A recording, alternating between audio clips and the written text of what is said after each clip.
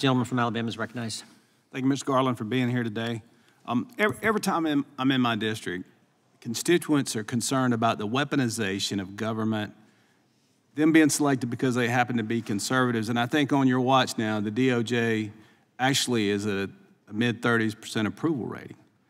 And, you know, every time the DOJ goes after Trump, he goes up in the polls. I think the American people are starting to wake up to what's going on, and I think it's fairly obvious. And the first question I have is, I understand now that we know that thanks to an FBI whistleblower, that the FBI received information on Americans from Bank of America.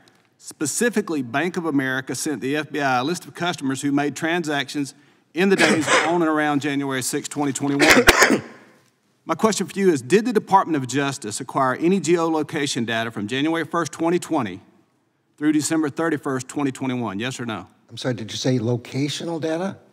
Geolocational data. Geolocational, I believe everything that was done with respect to geolocational data was disclosed in the public filings in the January 6 cases. I don't have that at my fingertips, but this is a matter of public record. Do you remember any specific analyses that you may have done with that data? I'm sorry, I can't hear. Any specific analyses that you may have gotten from that data? Was there anything particular you were looking for, Mr. Attorney General?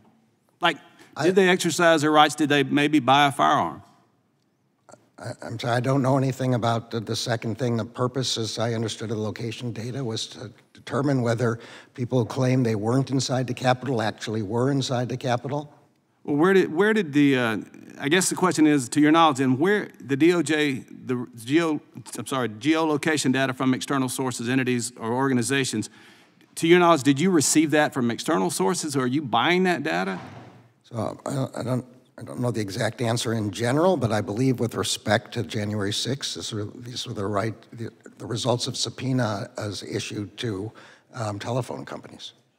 So you subpoenaed the telephone companies and they got the data from this requires orders authorized by the court. Does it concern you that, you know, we talked about Durham's report earlier, that he said that the FBI's activities were somewhat sobering. Does that worry you on your watch that the activities of the FBI have been called sobering now?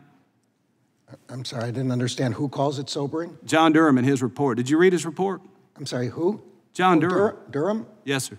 I did read the report. All those events had to do with the Crossfire Hurricane investigation. Is that what that was part of it, yes, sir? Yes. Were you concerned when he said it was sobering what the FBI was doing?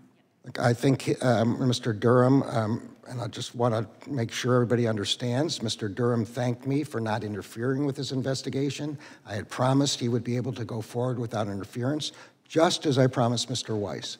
Mr. Durham's, and I did not interfere with his report. His report reported a lack of analytical rigor and a number of other problems with respect to the investigation. I think both the Inspector General made a similar comments, and Director Wray has made the same.